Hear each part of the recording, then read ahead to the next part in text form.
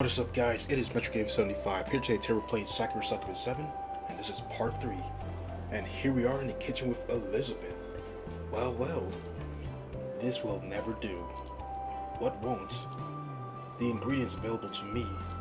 As I made European-style breakfast this morning, I was thinking I should attempt a more traditional Japanese-style breakfast come tomorrow morning.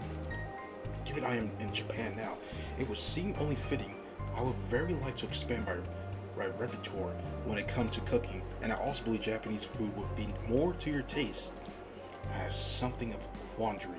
However, you are running low on miso paste and soy sauce, and you have no fresh fish. You want fish? Elizabeth nods. I was thinking of tomorrow's menu while walking back here, and I am rather struck upon the idea of braising some salmon. I can hardly do that, however, without any salmon to braise. Perhaps I ought to go shopping. There is a convenience store in the immediate vicinity, is there not?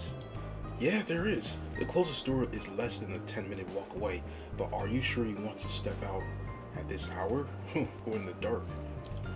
It's black as pitch outside, and the sky is strewn with stars. I don't much like going out when it's this late, and I'm a guy who knows this area pretty well. Elizabeth, meanwhile, is a woman, and while she isn't delicate, her unusual attire and her very pale hair immediately mark her out as of being a foreigner. The area I live in isn't particularly unsafe, at least when Succubus aren't breaking into my apartment, but I still worry about letting Elizabeth go out on her own. Maybe it'd be better if you went out tomorrow morning after the sun rising. No, I can't do that. Tomorrow will be too late. I need these ingredients now, so I can't let the salmon marinate overnight. Otherwise, it won't taste as good. I must go now for the sake of making a truly delicious breakfast. As a maid, I would not forgive myself if I did not put all my effort into this venture. Well, all right. You can go if you insist. It's not like I can't stop Elizabeth. She is, like Stefani said, like very stubborn. Maybe I ought to offer to accompany her, though. I guess. Might as well just go with her. Something good might happen. Do you want me to come with? That is very kind, but you needn't worry. I don't need to be chaperone. I am more than capable of finding these ingredients myself. But what if you get lost or mugged? I'd never be able to forgive myself. Are you truly that concerned for my welfare, Miss Orosawa? Hiroki worries about everybody. He's a really nice guy. That's why he's my boyfriend. I'm proud that I'm dating such a stud. A stud? You call me a whole stud? I would have to agree with you on that score. Miss Orosawa is indeed a very nice man, but you are worrying unnecessarily. Do you really think, knowing me as you do, that I am the type of woman to get lost? Well, no, but... And? Elizabeth continues, and her voice archly amused. Do you really think I am the sort of woman who would stand by and let myself get mugged? I don't suppose you do.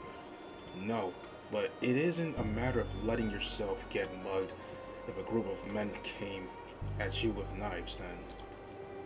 Well, that sounds scary. Could that really happen? There's always a chance. That's why it's best to be careful, you know?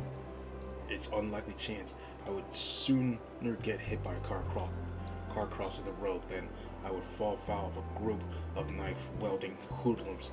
And even if that should come to pass, which it won't, I'll be quite alright. I will not let anybody get to the better of me, not an army of 5 or 500. No puny human can stand against me. Now when I have breakfast to prepare. Oh, Jesus Christ. She's angry. Look at Cosmos. Oh, how impressive I am in the eye. Thank you, you are too kind. I must admit, I feel pretty impressed by that speech of Elizabeth too. I am a little disturbed too, however, at the sake of token. Did she just say puny human? Doesn't that imply that Elizabeth herself is not in fact human, but something rather more powerful? Maybe she is a succubus like the rest, but secretly. Just what is Elizabeth anyway? Isn't this the first time I found myself questioning the exact nature of Elizabeth's existence? But before I'm able to question her, she sweeps past me. Now, if all your objections have been nullified, I think I will head out. Behave yourselves, you two, and do not do anything I would not, which gives you quite a bit of a leeway, I suppose. Are you trying to say you're quite wild deep down, Miss Elizabeth? Well, perhaps, who knows? A woman must have some secrets, and if I flatter myself, I am full of them. So, saying we're laughing rather, Elizabeth slides her shoes on and then takes her leave. I eye the door's Elizabeth absent and look at Cosmos. Cosmos looks back at me and her arms behind her back, a devious smile playing about her face. So, Hiroki, yes? It looks like I have you all to myself. Now, at long last, it feels like it's been too long. Were you hoping to get me on my own? Maybe. Cosmo takes a step towards me and curls her fingers against the front of my shirt. I like Stephanie and Lizzie a lot, but it has been a while since we could spend any quality time together. I missed it. I miss you. You did? A lot, yes. When you were in Astoria, I wanted to text you every day to see how you were, but I didn't. I was afraid I might look clingy. I didn't want to be a bother. You aren't a bother, Cosmos. You could have texted me if you wanted to talk. I would have liked to have heard from you. Really? Cosmos sighs as I stroke her scalp. All you said it would be a bother, and she's usually right about these things. I worry I'm not very good at talking to people, not even you. I get awkward and I second guess myself. You mean a lot to me, Hiroki, and I don't want you to dislike me. I would be very sad if you turn against me. You don't have to worry about that, silly. I never stop liking you, not even if you send me a dozen texts a day. Or hundreds. Well, that might be going a bit too far. Jeez, hundreds of messages. I knew it. I don't want to seem like a creepy stalker. If you want to talk to me, though you can, I'm your boyfriend, remember. You shouldn't ever feel like a burden.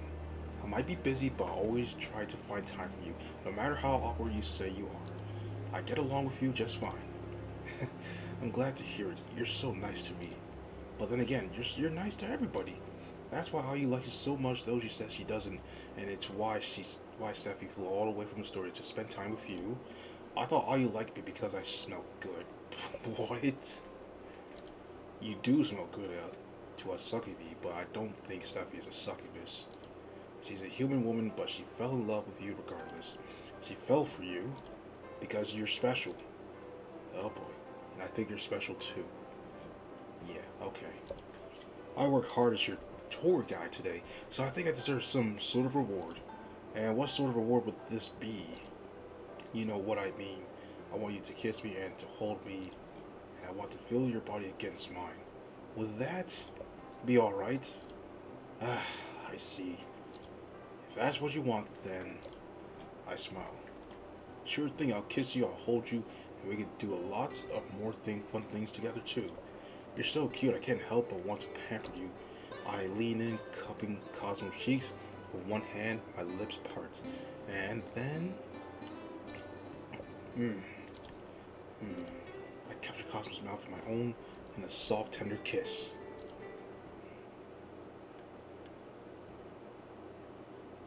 Later that night, I'm happy to report that I have accomplished my errands with no issue. Mr. Kurosawa, we should have miso soup paste enough now for breakfast and the salmon I wanted, though. Although, did something happen during my absence? George sounded unconcerned. Now, this proves to be a difficulty, particularly given it wasn't all that long ago that Cosmos and I were entwined in the kitchen floor. Cosmos has since gone home, and not a moment too soon. She has left about 10 minutes before Elizabeth's return, but I'm anxious some trace of our former dalliance might remain. I cleaned up the floor when I was finished, but I'm anxious some of the smell might remain. Elizabeth doesn't know what it was we were getting up to, does she? Can she tell? Nothing happened. Are you certain? Elizabeth looks me up and down, her lips pursed together in disbelief. Do you not have anything you wish to tell me? No, of course not. Well, what would I have to tell you? I don't know.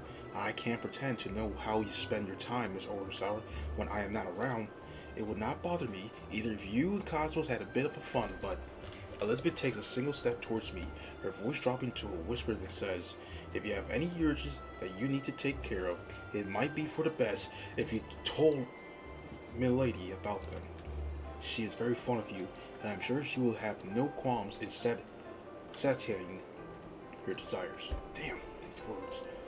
It will make her happy. In fact, if she knew she could help you, she might be a princess, but she still wishes to serve you. Am I making myself plain? Yes, I understand. I'll be sure to let Stephanie know if I ever get worked up. Good. I understand you have other women who make demands upon your time, but if you could keep Milady in your mind, I would appreciate it. Milady's joy, after all, is my own. She is very dear to me, and nothing will ever change that. I really do love her. Yes, you look like someone's. It's like she's like someone's mother. Maybe that's her mother's fact. I have a bath later that night to wash off Cosmos' scent from my body, then retreat to my bedroom. If you already know what this is, we smash. But this is the censored version, so it's not there. Stephania is already there, curled up on the futon I spread out for her. She's long since fallen asleep, and her golden eyelashes are matted again together. Her chest, which is clad in my cast-off button-down shirt, rises and falls in sleep, and her lips are pursed. Stephania looks so sweetly innocent. My heart floods with fondness when I see her. Elizabeth, meanwhile, is still in the kitchen cleaning up. I'm sure she'll retreat to my bedroom herself once she's ready for bed. For present, however, it's just the sleeping Stephania and I strip off, change into my nightclothes, then slide beneath my own futon. Stephania is so deeply asleep she shouldn't be aware of my presence, but I think I can see her lips twitch into a smile. Maybe she could tell I'm here after all. Hey, sleepy beauty. I reach out and brush a few strands of Stephania's hair behind her ear. I do this gently, not wanting to disturb her, my fingertips grazing her cheeks. Did you have a good day? Stephania doesn't answer. She can't, given she's snoozing. But I like to take that as a yes. Certainly she looks quite content, dreamy as she is. I wonder what she's dreaming about. Could she be thinking about all the fun she had today? If I did feature in Stephania's dreams, I consider myself a fortunate guy. Indeed. Stephania is so cute, I can hardly believe she's interested in me. So much she took a spontaneous trip to Japan despite her many duties in Astoria. She must have it pretty bad for me. Maybe Elizabeth's right. The next time I feel touch-starved, I should probably go to Stephania. She won't be staying in Japan for very long, so I ought to make the most of every moment we can spend together. She deserves it. After all, it's impossible not to like you. You really are sweet. That's why I want to show you a good time. I'll take care of you, so don't worry. I'll make your trip to Japan an experience you'll never forget. Hopefully. The following morning soon arrives, and I wake once more in my futon alongside a half-clothed Stephania. Oh God. After greeting me sleepily with a small smile, Stephania rises and retreats to the bathroom. She showers, brushes her teeth, and changes in double-quick time. Conscious, I think that I'm waiting for her. I freshen up myself when Stephania has finished, then make my way to the kitchen. This morning, just like the last time, the last finds Elizabeth by the stove cooking our breakfast. Elizabeth prepared pancakes yesterday, but today she seems to be determined to use the miso paste she bought last night during her trip to the store. Today's breakfast, once Elizabeth is finished, is fashioned in the traditional Japanese style miso soup with white rice, pickled plums, and the braised salmon she spoke about so passionately the night prior. The meal is hearty, and it tastes authentic enough, despite Elizabeth being staunchly European. What do you think of today's repast, milady, Miss Obersawa? Is it to your liking? Indeed it is. I think your food is pretty Perfectly delicious, Lizzie. Nobody's better at cooking than you. That, I am afraid, a touch hyperbolic. While I know I am skilled enough in the kitchen, I am by no means the best cook around, particularly not when it comes to Japanese dishes.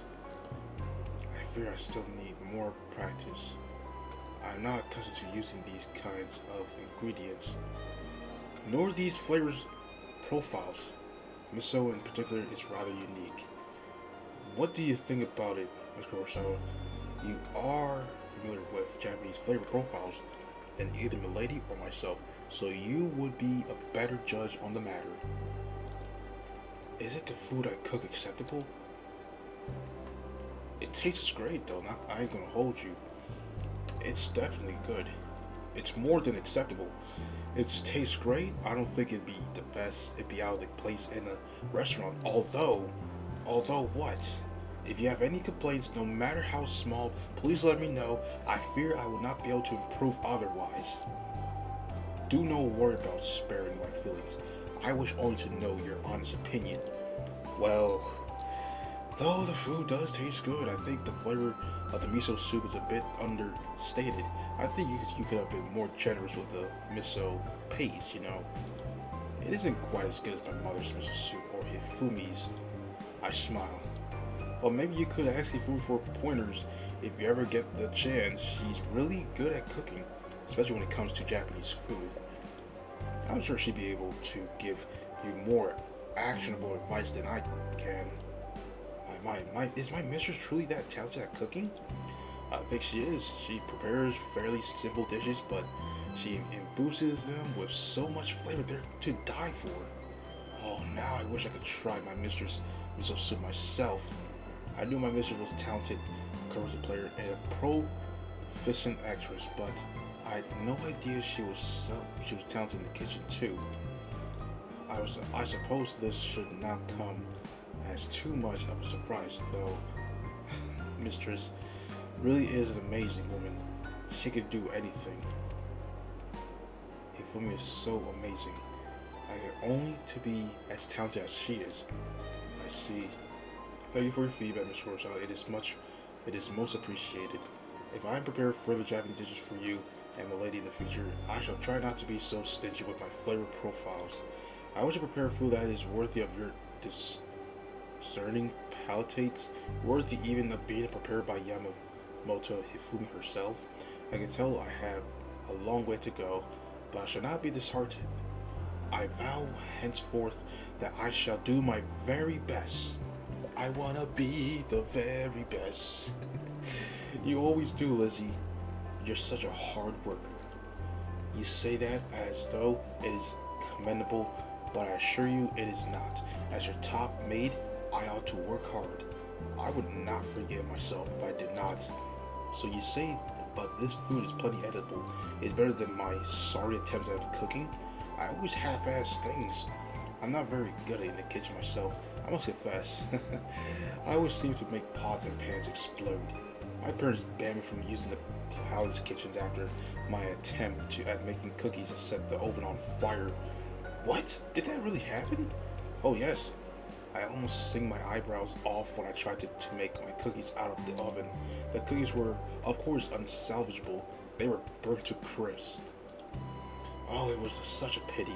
I wanted to bake Lizzie something for her birthday, you see, but it resulted in an utter failure.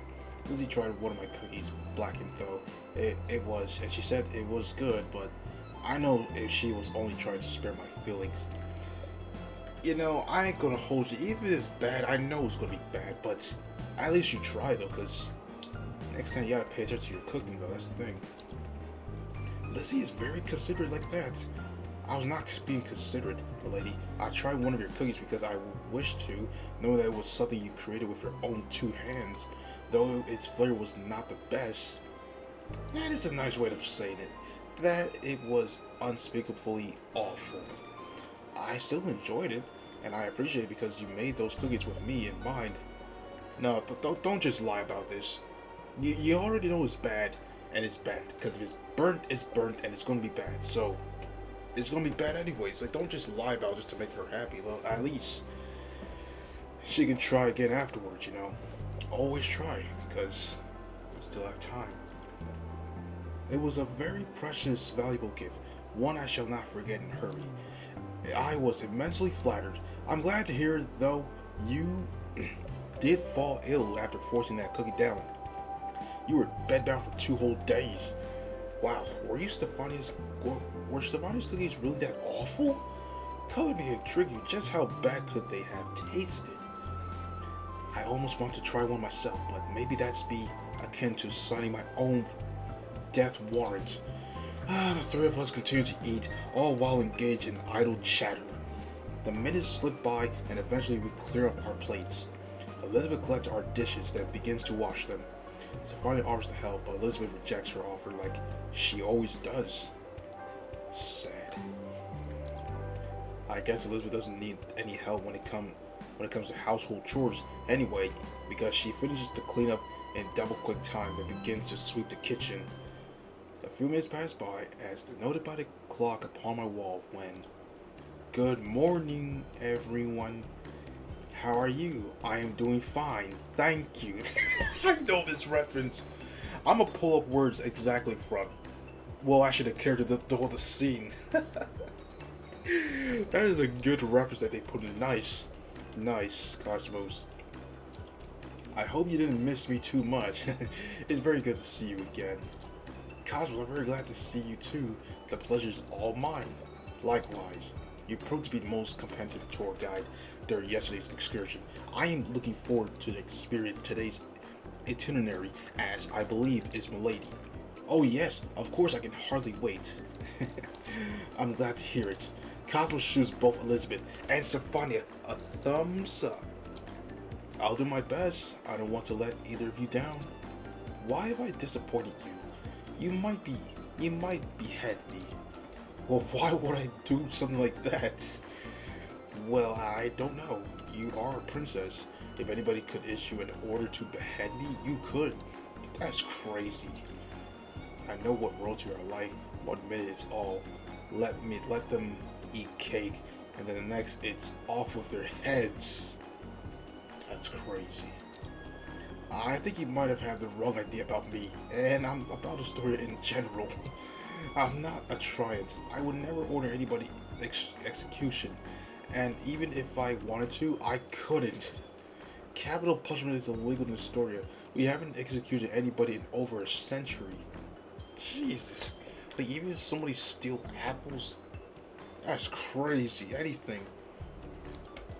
Really? I didn't know that. That.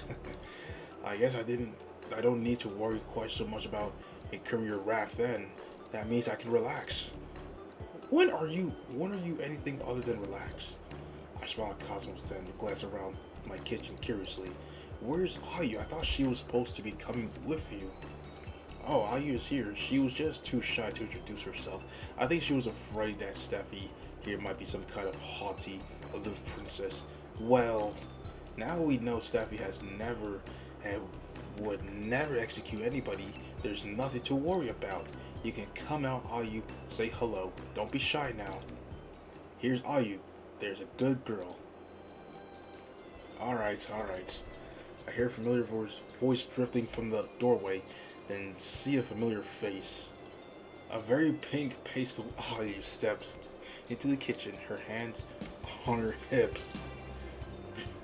I think Ayu's trying to appear cool and unaffected, but I can see 2 pink spots on her cheeks. Is she embarrassed? You don't need to call me after that. After me, Cosmo's like I'm some kind of dog. You're the one who thinks you're an animal, not me. I would never demean myself by wearing a silly pair of animal ears. Ayu harumps, her expression is haughty before she turns her attention to Stefania and Elizabeth. I don't know what Cosmos has told you about me, if anything, but please don't judge me based on her spotty testimony. I was not anxious about meeting you, not at all. I am not an anxious person in general, really. What do I have to be anxious about when I'm so very wonderful? Oof, talk about forced laughter. It's obvious Ayu's trying to put up a front, but this front of hers is awfully flimsy. That was totally panicking before she came here. In fact, I think she's still panicking, otherwise her laughter wouldn't sound that high pitch. Now, please let me introduce myself on the off chance, unlikely though it is, that you do not know who I am. Ahem. My name is Aki Ayu, and I am a famous idol beloved by all. My songs are all at the top of charts, and there is nary a man or woman in Tokyo, no in all of Japan, who does not know my name. I'm incredibly busy, of course, owing to my immense, overwhelming popularity, but I was able to take some time from my schedule to pay their pair of you a visit.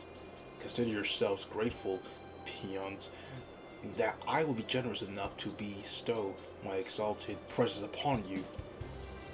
Bow at my feet and offer me tribute and, oh my gosh, it's funny because of all you. Her eyes wide with a shock. Are you really Aki Ayu, the Aki Ayu? What, yes, I am.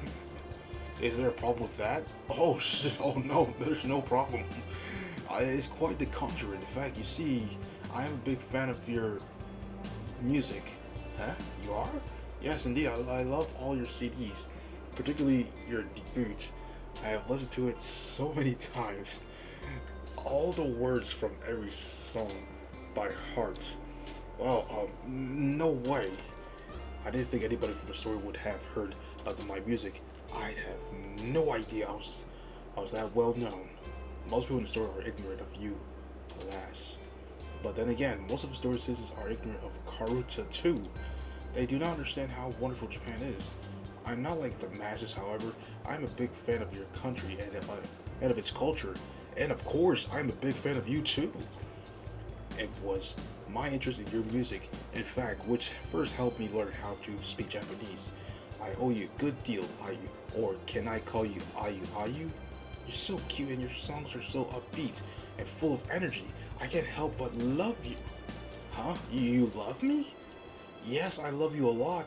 Although, I hope I am not being too forward. I know in Japan it is not customary to be quite so effusive, but I am such a big fan of yours, Ayu.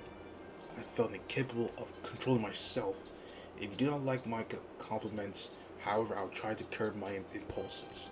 If you do not wish to make you feel uncomfortable, oh no, I don't mind, I suppose. You don't? No, I'm used to my fans fawning over me. As a top idol, I would expect nothing less, really. In fact, I shouldn't be surprised. It only makes sense, knowing now that you have heard of me, that you would love me.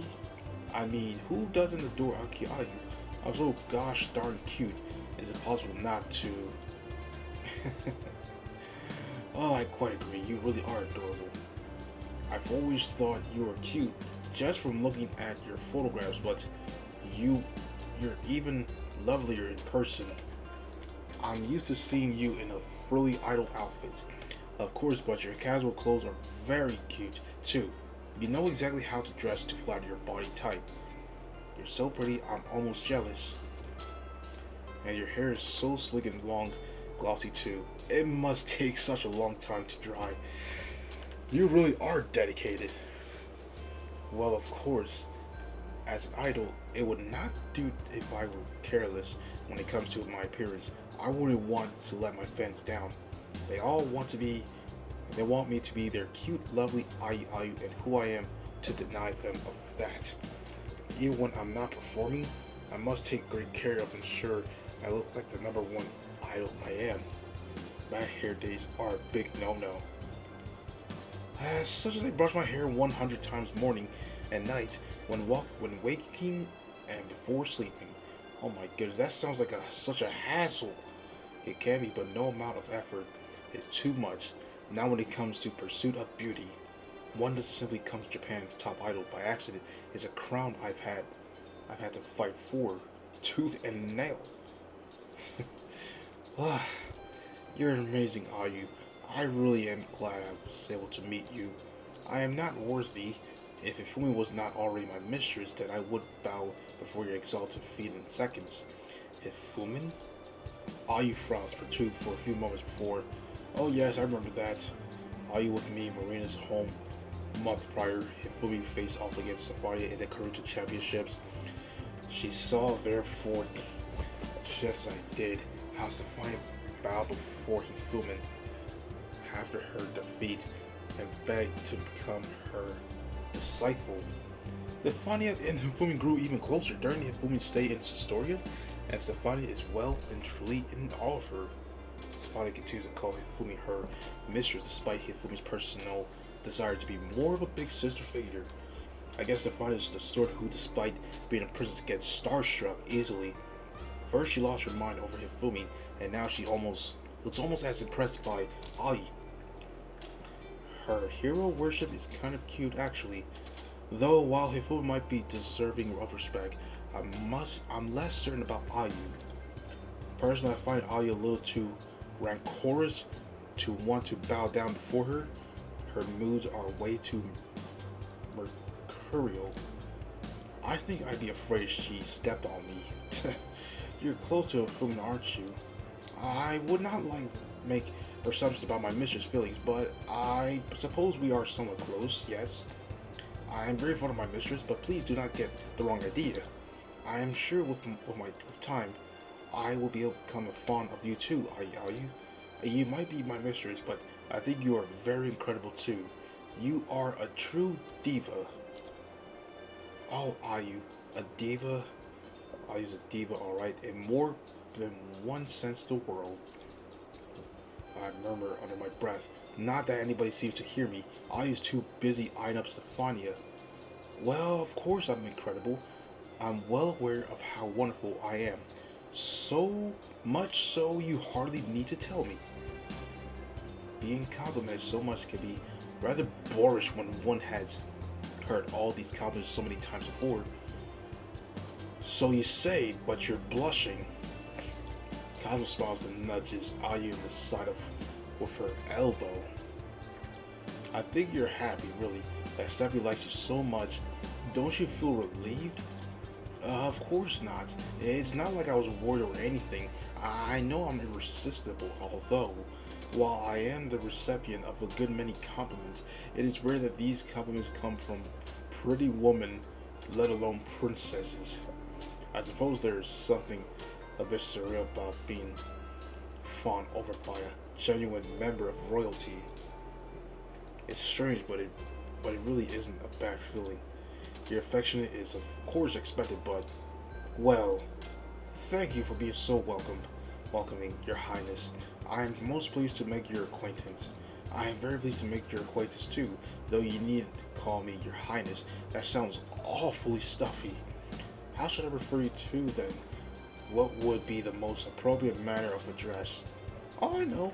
You should call her Steffi, are you? Just like I do. Isn't that a bit too personal? She is a princess after all. Steffi might be a princess, but she's really a cute. And because she's cute, she deserves a cute nickname. Stefania is too much of a mouthful, so to me, she's Steffi. It's perfect. I don't know. It's like saying stuffy. Ayu glances at Elizabeth. Would her maid permit that? I confess I had my misgivings when I first met you. I thought you were boastful, pompous style of speech perfectly repellent. Ha! So I'm not the only one. Ayu's never deign to pay me much heed when I try to upbraid her over her better than those style of speech, but maybe she'll be more inclined to take Elizabeth seriously. Elizabeth, despite her frilly outfit, has an indomitable aura. She's the sort of person who seems to demand respect. But after spending more time with you, it appears your earlier attitude was not, but a front. I suspect deep down you are a kind, considerate girl, if a touch awkward.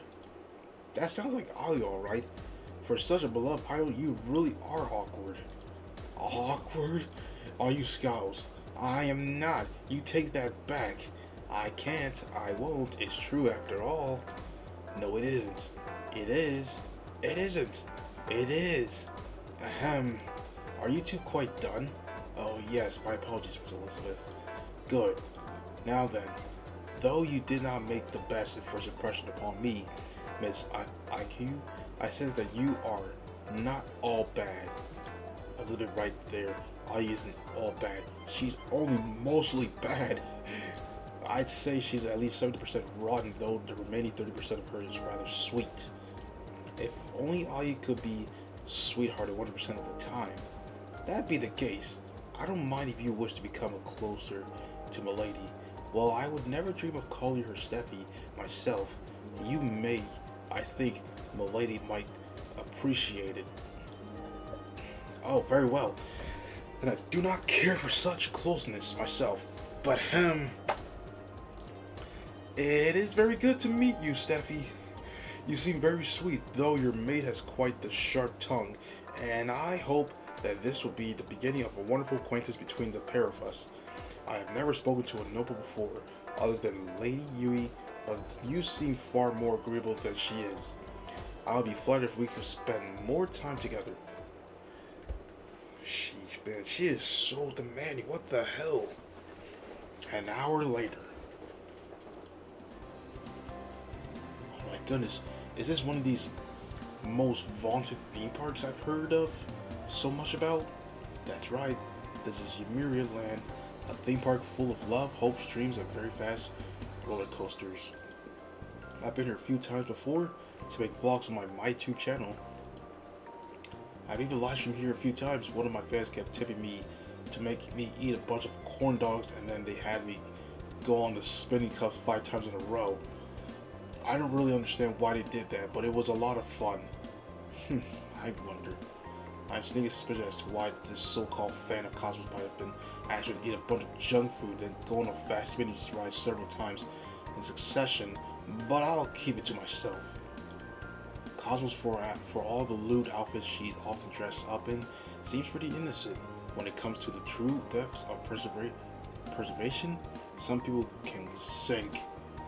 If she can't gauge what this fan will really after, then I'll leave her to her ignorance. Wow, some of your fans sure are freaky. Ayu seems to have come to the same conclusion as me, and because her nose wrinkles. I feel almost sorry for you, Cosmos. Why is that? I don't get it. I had a really good time that day. I got to eat a lot of yummy food and go on a lot of fun rides. I even got paid for it. It was a blast. So as long as it didn't make you feel queasy, I suppose. Oh, you don't need to worry about that. I never felt sick. I'm tough. Goodness, is it possible for these rides to make their passengers feel unwell? It is, yeah, especially if you're not used to them, and even if more so if you've been paid to eat your body weight in corn dogs beforehand. Ayu shoots Cosmos a withering look, who seems blissfully ignorant of it. That's just Cosmos in a nutshell. Really, blissfully ignorant. It's rare to see her without a smile, though her smile is one that suggests she doesn't fully understand what's going on in the world. Maybe given how innocent Cosmos is, that's for the best. Have you ever been to a theme park before, Stefania? Sadly, no, I was never before given the opportunity. I spent much of my childhood in the Storage Palace and was rarely allowed outside. This is all very new to me. Oh, I can't wait to try out these rides. I'm sure they will be most diverting. Are you sure? Going on a big roller coaster right off the bat might be the best idea. You might to make yourself ill. That is a person's concern. I will not want you to suffer, milady. Oh, I am sure I'll be fine. I myself am tougher than I look, just like Cosmos. And unlike her, I wasn't actually eat a lot of corn dogs. I think I can handle these rides. Now let us begin at once. Without further delay, to sample all the delights this theme park has to offer. Alright everyone, I'm going to see you guys in episode 4 coming soon. Anyways, thank you guys for watching the video. Don't forget to like, comment, subscribe, and I'll see you guys in the next one.